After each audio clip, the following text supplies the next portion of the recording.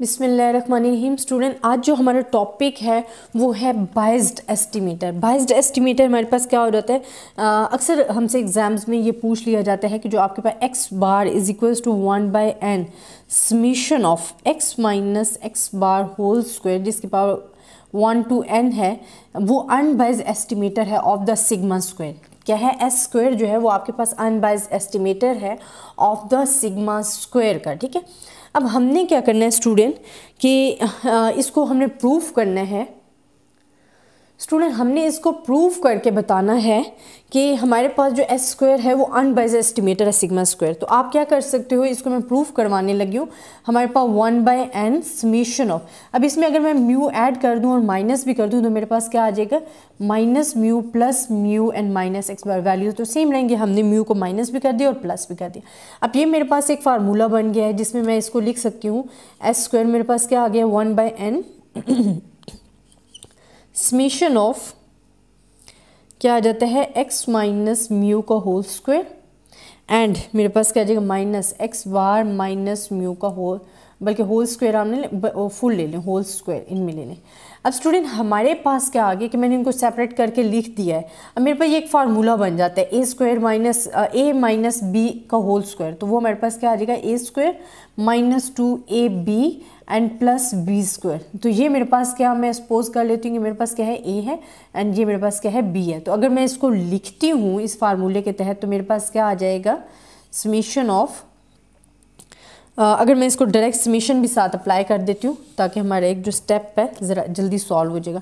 X minus mu whole square, ये मैंने ए के लिए लिख दिया, माइनस 2, ए मेरे पास क्या है एंड बी क्या है, बी हमारे पास x bar minus mu and summation of x minus mu this one. फिर मेरे पास आ जाएगा plus n x bar minus mu का होल स्क्वायर। अच्छा स्टूडेंट, यहाँ हमारे पास क्योंकि कांस्टेंट था, ठीक है, इसके लिए हमने समेशन अप्लाई किया। यहाँ आप जब समेशन को मल्टीप्लाई करोगे तो it's change into the N, N मैंने लिख दिया। अब स्टूडेंट, आपने क्या करना है कि ये हमारे पास आ गया फुल टर्म। ठीक है, अब हमने देखना है कि 1/n, अब मैं इसको लिख रही हूँ summation of x minus mu का होल स्क्वायर माइनस 2। अच्छा स्टूडेंट, एक चीज़ आपने माइंड में रखनी है कि हमारे पास एक्स माइनस म्यू जो है वो इक्वल होता है N x bar minus mu के इक्वल होता है। ठीक है, ये चीज़ प्रूफ मैं आपको बाद में करके बताऊँगा, बट ये हमारे पास इक्वल होता है दिस वन के। ठीक है, तो क्या आप summation of x minus mu की जगह ये चीज़ लिख सकते हो? बिल्कुल लिख सकते हो। अगर आप लिखोगे तो आपके पास क्या आ जाएगा, ये हमारे पास जी आ जाएगा X bar minus mu and N square. अब हमने क्या किया है, अगर मैंने इसकी जगह ये वैल्यू लिखी है तो 2n हो गया और एक्स बार माइनस म्यू और एक्स बार माइनस म्यू मिलके हमारे पास पावर 2 हो गई, plus n x bar minus mu का होल स्क्वायर। अब स्टूडेंट देखिए, इन दोनों को हम क्या कर सकते हैं, प्लस माइनस कर सकते हैं। तो मैं यहाँ वैल्यूज़ जो है वो क्या कर देती हूँ, माइनस कर देती हूँ। मेरे पास आ जाएगा 1/n and summation of x bar minus mu का whole square minus minus plus, यहाँ 2n है यहाँ n है तो हमारे पास 1n रह जाएगा। तुम्हारे पास क्या रह जाएगा, n x bar minus mu का whole square and this one. यहाँ तक स्टूडेंट देख लें अगर आपको कोई प्रॉब्लम। फिर हमने लास्ट स्टेप एक और करना है जिसमें हमने 1/n को इनके साथ मल्टीप्लाई कर देना है। यहाँ मल्टीप्लाई करूँगी तो मेरे पास आ जाएगा एक्स माइनस म्यू को होल स्क्वायर माइनस, यहाँ मल्टीप्लाई करूँगी तो 1/n and x bar minus mu and this one. तो एन से कैंसिल आउट हो जाएगा, रिमेनिंग हमारे पास रह जाएगा ये। अब स्टूडेंट, आपने अप्लाई कर देनी है for taking expected value of both side, क्योंकि हमने फाइंड करना है कि हमारे पास जो एक्स स्क्वायर है 1/n summation of x minus x bar का होल स्क्वायर वो biased estimator of the sigma है। अक्सर ये आपको एग्जाम्स में प्रूफ करने के लिए भी दे दिया जाता है। इस वैल्यूज़ पे अब हमने अप्लाई करना है, फॉर द एक्सपेक्टेशंस अप्लाई करनी है। तो ये मैं वैल्यू लिखा रहने देती हूँ, बाकी मैं रेज करके आपको नेक्स्ट इसके स्टेप बताती हूँ कि आपने कैसे सॉल्व करना। ये प्रूफ अक्सर एग्जाम्स में आ जाता है। अच्छा स्टूडेंट, अब हम एक्सपेक्टेड वैल्यू लेनी है तो आपने इसको ऐसे कर देना है और यहाँ भी हमने क्या ले लेनी है, एक्सपेक्टेशंस। और आपके पास बाकी क्या था, 1/n summation of x minus mu whole square and आपके पास क्या है, minus x bar minus mu whole square and this one. इसी पे एक्सपेक्टेशंस अप्लाई करती हूँ तो मेरे पास क्या आ जाएगी, 1/n कांस्टेंट, इसको बाहर ले लूँगी, सम को भी बाहर और एक्सपेक्टेशंस अप्लाई कर दूँगी इन पे दिस वन, और इस पर सिंपली एक्सपेक्टेशंस जो है हमारी अप्लाई हो जाएगी। ये आपके पास आ गया।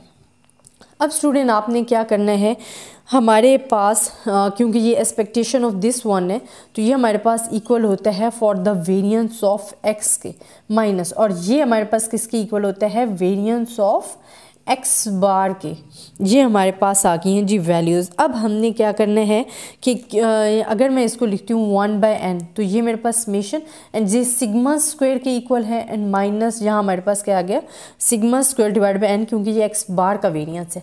अच्छा स्टूडेंट, एक और चीज़ आपने माइंड में रखनी है यहाँ कि देखिए हमारे पास अब आ गया कांस्टेंट, ठीक है, सिग्मा स्क्वायर आ गया तो it's change into n। Sigma ये जो समेशन है ये किस में चेंज हो जाएगा, n में चेंज हो जाएगा, एंड सिग्मा स्क्वायर तो ये कैंसिल आउट हो जाएगा, minus sigma square over n। हमारे पास क्या रह गया है, sigma square minus sigma square divided by n आपके पास रह गया।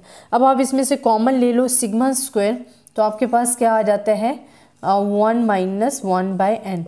और अगर इसी को आप आगे सॉल्व करना चाहते हो तो आपके पास sigma square n minus LCM लोगे एंड दिस वन आपका आ जाएगा। तो ये हमारे पास क्या है कि it's not equals to sigma square, ये आपने सॉल्व किया एक्सपेक्टेड वैल्यू के साथ तो it's not equals to sigma square. अगर ये सिर्फ और सिर्फ सिग्मा स्क्वायर के इक्वल आता then it's the biased unbiased estimator of the sigma square होता है। तो ये हमारे पास फिर क्या होता कि good criteria for the point estimator होता है, बट यहाँ हमारे पास ये क्या है, बाइज्ड एस्टिमेटर आया है क्योंकि ये सिग्मा स्क्वायर के इक्वल नहीं आया। स्टूडेंट ऐसे प्रूफ जो है एग्जाम्स में पूछ लिए जाते हैं कि जी ये आप प्रूव करेंगे ये जो सिग्मा स्क्वायर के क्या है, बाइज्ड एस्टिमेटर है, तो ये आपने इस तरह प्रूव करना है। ये मैंने आपको प्रूव करवा दिया। आई होप स्टूडेंट आपको इसकी समझ आई होगी।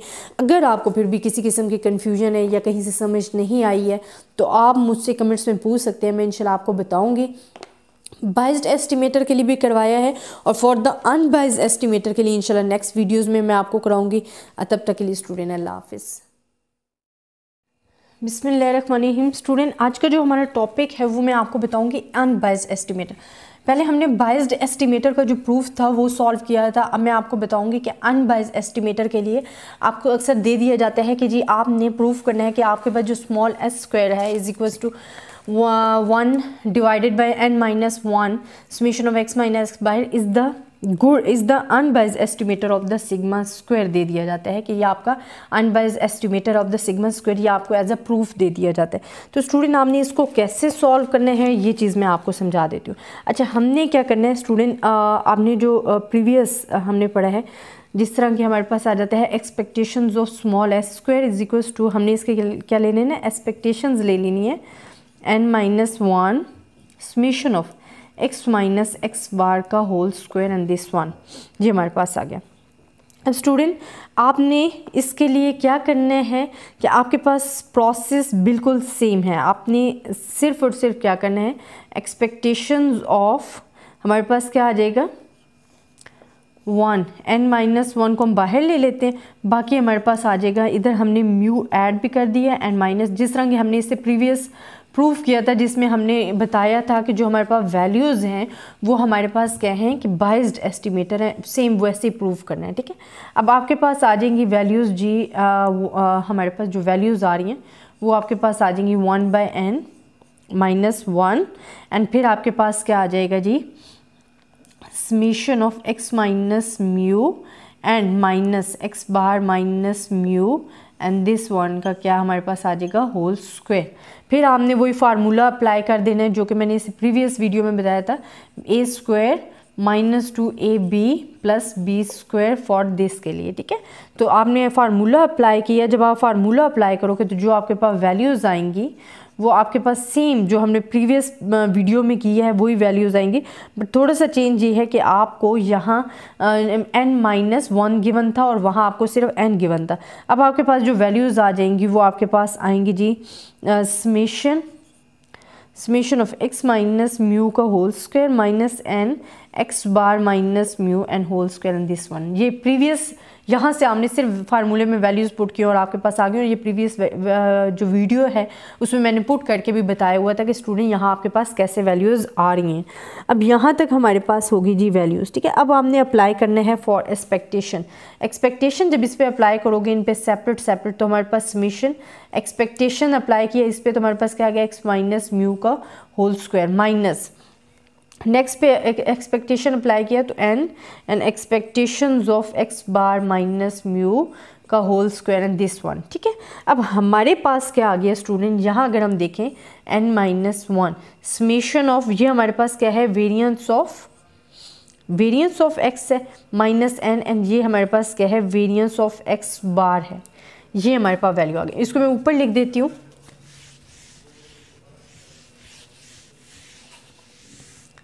यही वैल्यूज़ मैं ऊपर उठा के लिख रही हूँ, जिसमें मेरे पास क्या आ जाएगा, n-1 summation variance of x minus n variance of x बार लिख दिया। अब स्टूडेंट हमने क्या करना है कि जो हमारे पास वैल्यूज़ आ रही हैं वो हमने लिखनी है। यहाँ हमारे पास n-1, अच्छा ये हमारे पास किस में चेंज हो गया, हमने यूँ लिखा ना समेशन, तो समेशन आपके पास चेंज हो जाता है इनटू द n, क्योंकि कांस्टेंट के साथ हो रहा है, फिर -n। अब ये हमारे पास क्या है, इसको हम कहते हैं समेशन दिस वन, वेरिएंस इसके इक्वल होगा, ठीक है, और n आपके पास जो था वो आपने साथ लिख दिया। अब आपने क्या करना है स्टूडेंट, ये तो हमारे पास क्या हो गया है, कैंसल आउट हो गया, ठीक। बाकी हमारे पास क्या रह गया है, n sigma square n-1 and minus sigma square n-1, क्योंकि n-1 जो है वो दोनों के साथ मल्टीप्लाई हो रहा था, यहाँ पे आके ये दोनों के साथ मल्टीप्लाई हो रहा था, तो वो मैंने मल्टीप्लाई कर दिया। अब स्टूडेंट हमने क्या करना है कि अगर मैं 1 माइनस या सिग्मा स्क्वायर के, फॉर एग्जांपल मैं एलसीएम भी ले लूँ, मैं सिग्मा स्क्वायर को पहले बाहर ले लेती हूँ, फिर मेरे पास रह जाएगा n-1। जब मैं करूँगी तो ये मेरे पास n-1 जो है आ जाएगा आपके पास सिंपली। या आप इस तरह भी कर सकते हो इसको कि आप पहले कॉमन बाहर ले लो, ताकि आपके लिए ज़रा सा स्टेप इजी हो जाए। तो हमारे पास क्या था, n-1 था, बाकी हमारे पास क्या है, n sigma square minus sigma square आपके पास है। अगर आप इसे लेते हो सिग्मा स्क्वायर को बाहर, तो हमारे पास क्या आ जाएगा, n-1, एंड यहाँ आपके पास रह जाएगा n-1। तो n-1 से कैंसिल आउट हो जाएंगे, तो ओनली रह जाएगा सिग्मा स्क्वायर। हमने यही बताना था कि जो हमारे पास ये वैल्यूज़ हैं s स्क्वायर वाली, वो आपके पास क्या है, unbiased estimator of sigma square हैं। और आपने जो फॉर द जो बाइज्ड एस्टिमेटर के लिए किया था, जो हमने सेकंड इससे फर्स्ट वीडियो में प्रूव किया था, हमने कहा था कि 1/n summation of x minus x bar का होल स्क्वायर, वो आपके पास क्या था, बाइज्ड एस्टिमेटर था फॉर द सिग्मा स्क्वायर का। बट आपके पास जो s square is equal to 1 divided by n-1 summation of x bar minus summation of x minus x bar का होल स्क्वायर जो है, ये आपके पास क्या है, unbiased estimator of the estimator है for the criteria, good point estimator जब हम पढ़ रहे थे फॉर द क्राइटेरिया के लिए। तो ये स्टूडेंट अक्सर आपको इस तरह एग्जाम्स में आ जाते हैं कि आपसे प्रूफ पूछ लिया जाता है कि ये जी क्या है, कि बाइज्ड एस्टिमेटर है सिग्मा स्क्वायर का, ये आपने प्रूफ करना है, या आप ये अनबाइज्ड एस्टिमेटर है सिग्मा स्क्वायर का आप प्रूफ करें। तो ये मैंने इस वजह से करवाया ताकि आपको प्रूफ की समझ आ जाए कि हमने प्रूफ को कैसे सॉल्व करना है। मैं एक बड़ी साइड पे हो रही हूँ, आप देख लें। अगर इसमें कोई प्रॉब्लम है किसी किस्म का, या आपको कहीं से समझ नहीं आई है स्टूडेंट, तो आप मुझसे कमेंट्स में पूछ लेना, मैं इंशाल्लाह आपको रिप्लाई करूँगी। आई होप स्टूडेंट इसमें कोई मुश्किल नहीं है, सिंपली आपने उसको अप्लाई किया। और इससे पिछली वीडियोस में मैंने आपको एक एक स्टेप, बेशक वो छोटा स्टेप था जहाँ से आपको फार्मूला भी अप्लाई करना था, वो भी मैंने पिछली वीडियोस जिसमें हमने बाइज्ड एस्टिमेटर का किया था उसमें तमाम चीज़ें बता दी थी। बाकी अनबाइज्डनेस के लिए भी ये प्रूफ हो गया। इंशाल्लाह नेक्स्ट हम कंसिस्टेंसी, एफिशिएंसी एंड सफिशिएंसी के लिए भी इसी तरह प्रूफ या जितने भी क्वेश्चन हैं उनसे रिलेटेड इंशाल्लाह मैं आपके लिए लेके आऊँगी। आई होप स्टूडेंट आपको मेरी वीडियो पसंद आई होगी। अगर कोई किसी किस्म की आपको प्रॉब्लम है, कहीं से समझ नहीं आ रही है, मैं आपको अगेन एंड अगेन बोलती हूँ कि आप मुझसे कमेंट्स में पूछ लिया करें। इंशाल्लाह मैं आपके लिए कोई टॉपिक अगर समझ में नहीं आ रहा या वीडियो में कहीं प्रॉब्लम है तो मैं इंशाल्लाह आपसे डिस्कस कर लूँगी। तब तक के लिए अल्लाह हाफ़िज़। बिस्मिल्लाहिर्रहमानिर्रहीम। स्टूडेंट आज का जो हमारा टॉपिक है वो बेसिकली एक एग्जांपल है जो कि मैंने लिखी भी हुई है, एग्जांपल ऑफ अनबाइज्ड एस्टिमेटर। अक्सर एग्जाम्स में स्टूडेंट आपके क्या होता है कि आपको बिल्कुल 2 या 3 मार्क्स की एग्जांपल दे दी जाती है, और मैंने एक एग्जांपल लिया जो कि आपके एग्जाम से ही रिलेटेड है और इम्पॉर्टेंट है, तो इस वजह से मैंने इसको लिया टॉपिक को। अच्छा, वो एग्जाम्पल ऑफ अनबाइज्डनेस एस्टिमेटर के लिए। अब एग्जाम्पल क्या मैंने लिखा हुआ है कि if random sample of size n is drawn from the rectangular distribution. वो कहते हैं कि random sample of size n given है drawn from the rectangular distribution, आपको fx given is equal to 1/θ, limits given है 0 to θ, show that the statistic 2x bar is an unbiased estimator. अब आपने ये फाइंड, अब ये है तो 2 या 3 स्टेप्स का क्वेश्चन, बट स्टूडेंट्स को ये क्या कर देता है, कंफ्यूज कर देता है। वो कहते हैं show that the statistic 2x bar is an unbiased estimator. अब स्टूडेंट आपने क्या करना है, फर्स्ट ऑफ ऑल आपने देखना है कि हमें वो उन्होंने 2x बार दिया, तो हम एक्सपेक्टेशंस जब अप्लाई करते हैं, एक्सपेक्टेशंस ऑफ हम कहते हैं 2x बार जो है, अब 2 कांस्टेंट है तो 2 हमारे पास क्या आ जाएगा, बाहर आ जाएगा, बाकी रह जाएगा एक्सपेक्टेशंस ऑफ x बार। अब स्टूडेंट में x बार की जगह मैं इसको लिख सकती हूँ 2 एक्सपेक्टेशंस ऑफ x।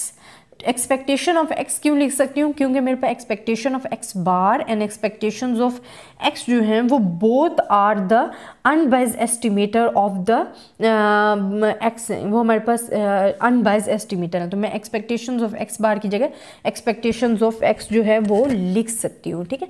वो मैंने किस तरह से लिखा स्टूडेंट के, जो हमारे पास फंक्शन था वो हमारे पास क्या गिवन है, फंक्शन दिस वन गिवन है। अब इसकी लिमिट्स भी गिवन है। अब आपको कैसे पता चलेगा, अगर मैं कॉन्टिन्यूस फंक्शन लगा रही हूँ, ठीक है, रेक्टेंगुलर जो होता है ना, रेक्टेंगुलर डिस्ट्रीब्यूशन जब आपको कहा जाता है, it's mean a uniform distribution, ठीक है, वो हमारे पास क्या होती है, यूनिफॉर्म डिस्ट्रीब्यूशन। रेक्टेंगुलर डिस्ट्रीब्यूशन जब भी यूज़ हो रहा है, it's mean it's a uniform distribution है, नॉर्मल डिस्ट्रीब्यूशन है, तो ये हमारे पास कॉन्टिन्यूस। तो हमारे पास क्या आएगा, एक्सपेक्टेशंस ऑफ x अगर हमने सॉल्व करना है फॉर दिस फंक्शन के लिए, तो हम क्या करेंगे, हमारे पास आ जाएगा जी 0 to थीटा, उन्होंने लिमिट दी हुई हैं, और आपके पास x and this one function हमारे पास क्या गिवन आ जाता है, ये आप फंक्शन लिख लो एंड dx इस तरह आ जाता है।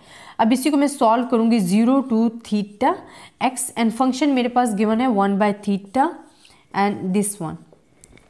अब मेरे पास स्टूडेंट क्या है कि 1/θ जो है इट्स अ कांस्टेंट, तो मैं इसको बाहर ले लूँगी। जब मैं इसको बाहर लूँगी तो मेरे पास जो रिमेनिंग रह जाएगा वो मेरे पास क्या होगा, 0 to theta and x and dx। आपको पता है जब भी आप x के लिए अप्लाई करते हो, मतलब लिमिट्स अगर 1 है तो उसमें 1 ऐड करोगे, और उसी ये हमारे पास रूल होता है फॉर द इंटीग्रेशन के लिए, जिस तरह इसकी लिमिट 1 है आपने इसमें 1 ऐड करना है और नीचे भी लिमिट्स में ऐड करके ही लिखना है, तो आपके पास क्या आ जाएगा, x² एंड 2 आ जाएगा। ये इंटीग्रेशन का रूल है, तो मैं इसी को अप्लाई करके अब आगे लिखती हूँ। मेरे पास क्या आ जाएगा, मेरे पास वैल्यूज़ आ जाएंगी जी 1/θ x² divided by 2 and limit मेरे पास क्या है, थीटा एंड 0 है।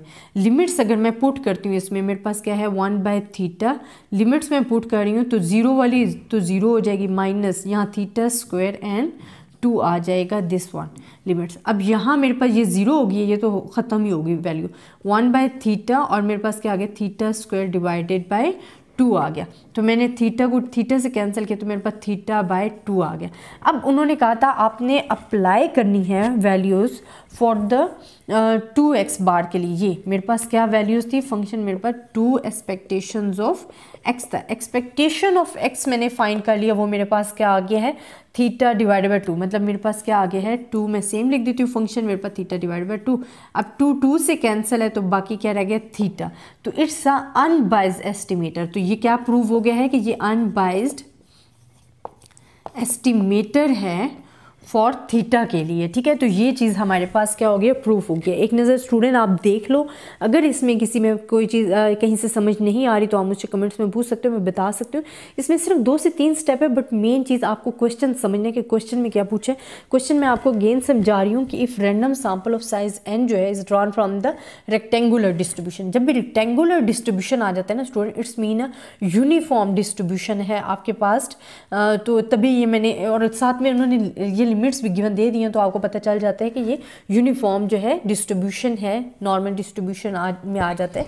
तो हम कहते हैं show that the statistic 2x bar is an unbiased estimator of for theta है। ये क्या है, फॉर थीटा के लिए क्या है, अनबाइज्ड एस्टिमेटर।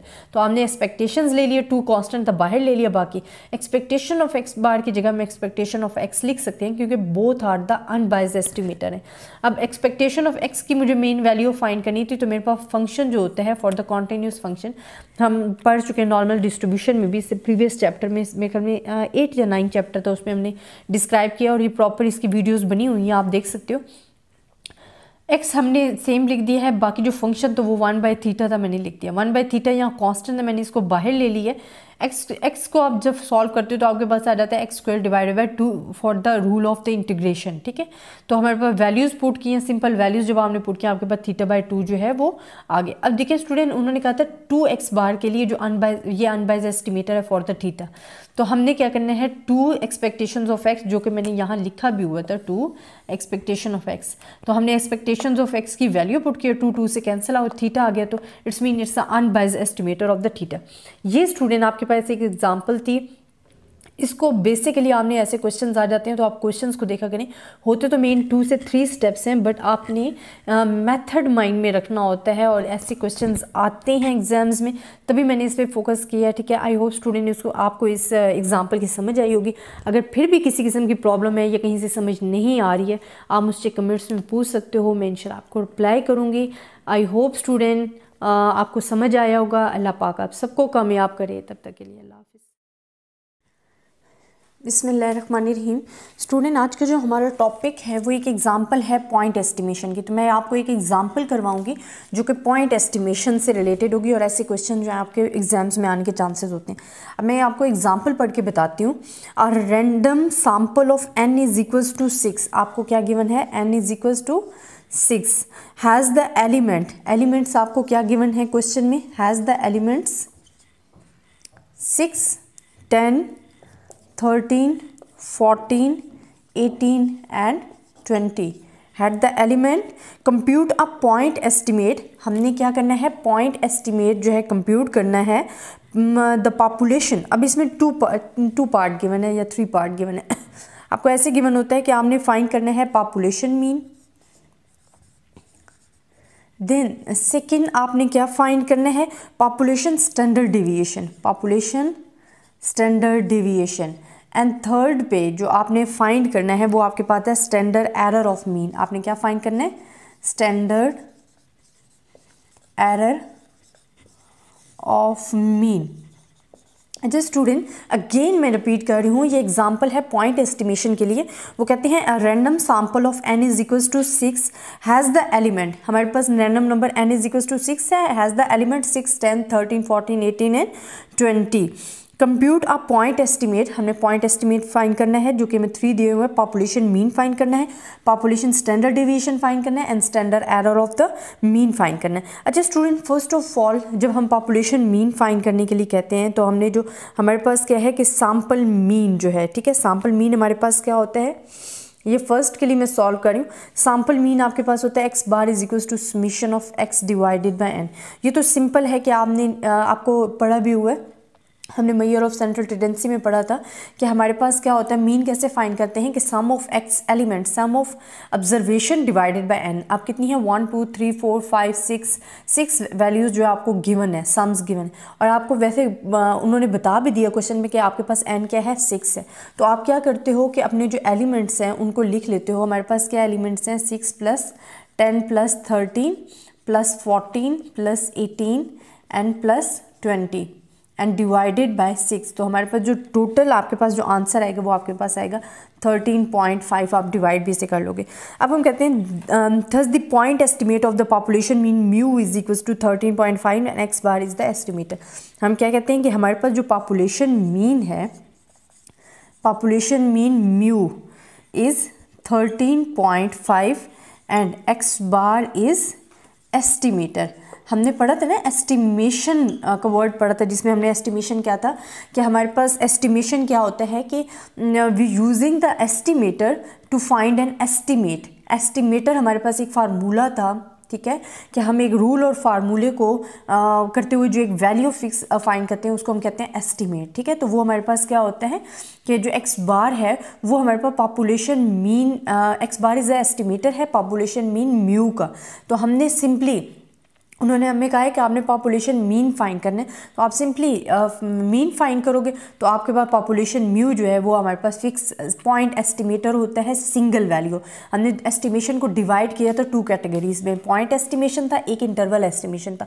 जो स्टूडेंट आपके पास पॉइंट एस्टिमेशन होता है वो आपके पास सिंगल वैल्यू होती है, इंटरवल एस्टिमेशन आपको वैल्यूज़ की रेंज गिवन होती है, रेंजेस ऑफ वैल्यूज़ गिवन होती है, उनके दरमियान आपकी वैल्यूज़ लाई करेगी। तो आप पॉइंट एस्टिमेशन की एग्जाम्पल है, जब आपको पॉपुलेशन मीन फाइंड करने के लिए क्या आपने सिंपल मीन फाइंड करना है, लिख मेंशन ज़रूर करना है कि population mean mu is 13.5 and x bar is the estimator. ये तो फर्स्ट हमारा जो पार्ट था सॉल्व हो गया।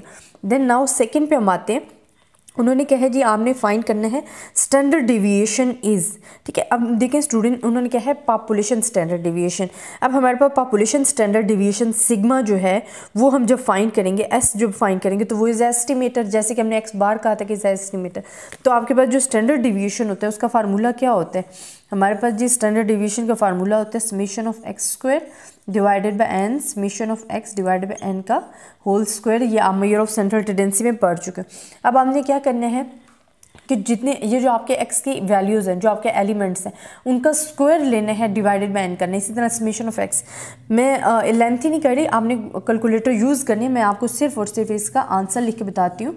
तो हमारे पास क्या होता है स्टूडेंट, जब आप इसका स्क्वायर लोगे तो आपके पास 125 ये सम आएगा 6 माइनस 81.6 एन का स्क्वायर। जब आप इसे सॉल्व करोगे तो आपके पास वैल्यू आएगी 4.68, आपके पास वैल्यू आ जाएगी।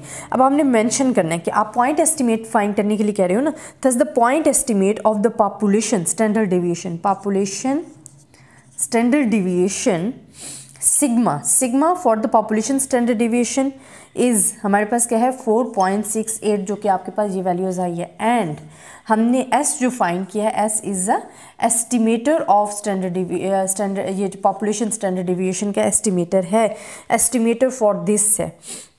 ये हमारे पास सेकंड भी सॉल्व हो गया। नंबर थर्ड पे आपके पास जो उन्होंने फाइंड करने के लिए कहा है, उन्होंने कहा है कि the standard error of the mean. Standard error of the mean हमारे पास क्या होता है, फार्मूला आपको पता है कि आपके पास standard error of the mean जो है वो हमारे पास होता है दिस वन, ठीक है। एंड आपके पास ये कैसे आपको पता है, when the sample size is less than 5% of the population then standard. ये हमारे पास जो हम 5% वाला रूल अप्लाई करते थे, इसे प्रीवियस चैप्टर में हमने बार बार अप्लाई किया। तो हम व्हेन, मैं लिख देती हूँ बेशक, when sample size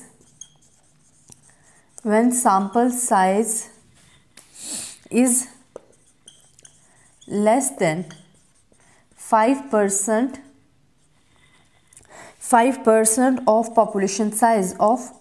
population size, ये हम प्रीवियस चैप्टर में कर, जब आप ये करते हो कि आपके पास रूल जो है अगर तो फुलफिल हो रहा होता है तो आप उसे ड्रॉप कर देते हो, अगर नहीं फुलफिल हो रहा फिर आपने वो एक्स्ट्रा जो हम कहते थे कि जी हमने PFC लगानी है टर्म, तो वो आप ऐड करते हो। अगर नहीं वो इधर ये फॉलो कर रहा है तो इस वजह से हम इसको ड्रॉप कर रहे हैं। आपके पास ये फार्मूला आगे है for the standard error of the mean. अब आपके पास ईच एंड एवरीथिंग गिवन है, ठीक है। आपके पास क्या गिवन है स्टूडेंट, हम कहते हैं इसके लिए जो अब हमने फाइंड करना है ना, इसका जो एस्टिमेटर है वो हमारे पास क्या है, क्योंकि हम पॉइंट एस्टिमेट की बात करें तो हमारे पास दिस वन है ये। अब हमारे पास एस की वैल्यूज़ तो हमारे पास है, हमारे पास क्या है 4.68 है, और आपको पता है एन आपके पास क्या है 6। जब इसे सॉल्व करोगे तो आपके पास जो वैल्यू आएगी 4.68, अंडर रूट 6 लो तो 2.45, और जब इसे आप डिवाइड करते हो तो 1.91 आपके पास आ जाता है। अब हमारे पास क्या है कि एस हमने ये जो लिया है, हम कहते हैं कि x bar is estimator of sigma x bar, then we have the value. तो ये हमारे पास पॉइंट एस्टिमेट जो है standard error of the mean का जो है वो फाइंड हो जाता है। स्टूडेंट ये एक नज़र आप देख लें, फिर मैं आपको एक बारी और रिपीट कर देती हूँ कि जो हमने एग्जांपल की है बेसिकली वो हमारे पास है कि इसमें स्टूडेंट हमसे पूछा गया था कि पॉइंट एस्टिमेशन के बारे में। जब भी पॉइंट एस्टिमेशन की बात हो रही होती है तो आपने इधर एस्टिमेटर यूज़ करोगे, ठीक है। हमारे पास जो एस्टिमेशन का वर्ड है जो मैं डिस्क्राइब कर चुकी हूँ वो हमारे पास डिवाइड हो जाता था पॉइंट एस्टिमेशन में और interval estimation. Point estimation basically we have the single value. When we get the single value is called the point estimation by using the estimator to find an estimate, ठीक है। हम एक rule और formula use करते हुए जो value को find करते हैं सिंगल, उसको हम कहते हैं पॉइंट एस्टिमेशन। हमें क्वेश्चन में एन भी गिवन था, एलिमेंट्स भी गिवन थे। उन्होंने कहा जी आपने पॉपुलेशन मीन फाइंड करना है, पॉपुलेशन स्टैंडर्ड डेविएशन फाइंड करना है, standard error of the mean find करना है फॉर द पॉइंट एस्टिमेशन के लिए। अब पॉपुलेशन मीन की बात हुई है तो हमने सिंपल इसको एक्स बार को फाइंड किया, तो हमारे पास जो पॉपुलेशन मीन म्यू है वो आ गया, ठीक है, क्योंकि ये x bar is the estimator of the population mean mu है। सिंपली पे स्टैंडर्ड डेविएशन आपने फाइंड करना है, तो आपके पास जब पॉपुलेशन स्टैंडर्ड डेविएशन की बात कर रहे हैं सिग्मा की, तो हमारे पास जो वैल्यू आ रही है 4.68 है हमारे पास आ रही है, एंड एस जो है वो एस्टिमेटर है for the population standard division sigma का। इसी तरह लास्ट वन आपको कहा गया कि standard error of the mean आपने फाइंड करना है। तो student standard error of the mean जब फाइंड करने के लिए कह रहे हैं तो अगर हमारे पास रूल अगर when sample size is less than 5% of the population size then we have this formula, ठीक है, फिर हम ये फार्मूला लगाएंगे। अदरवाइज अगर हमारे पास ये रूल फॉलो नहीं हो रहा then we are not dropping our PFC values जो है वो हम ड्रॉप नहीं करेंगे एंड वो हम ऐड करेंगे। बट यहाँ ये रूल फुलफिल नहीं हो रहा था तो हमने इसको ऐसे लिख दिया, उसको हमने ड्रॉप कर दिया, फुलफिल हो रहा था। अच्छा स्टूडेंट, अब हमने क्या करना है कि हमारे पास जो हमने पॉइंट एस्टिमेटर की बात कर रहे हैं तो जो सिग्मा एक्स बार है वो एस एक्स बार का क्या है, एक्स बार जो है वो इसका क्या है, एस्टिमेटर है, पॉइंट एस्टिमेटर है। आपने इसका फार्मूला लिखा है S divided by under root n. S की वैल्यूज़ आपको गिवन है, वो आपके पास क्या है जी, यहाँ हमने फाइंड की थी 4.68 आपके पास एस की वैल्यू आपने फाइंड की है, एन की वैल्यूज़ डाली एंड पुट किया और आपके पास आंसर आ गया। ऐसे क्वेश्चन स्टूडेंट अक्सर एग्जाम्स में आ जाते हैं, तभी मैंने इस क्वेश्चन को करवाया। अगर इस क्वेश्चन में आपको कोई प्रॉब्लम है या किसी किस्म की आपको समझ नहीं आ रही तो आप मुझसे कमेंट्स में पूछ सकते हो। आई होप स्टूडेंट आपको समझ आया होगा। तब तक के लिए अल्लाह हाफिज़।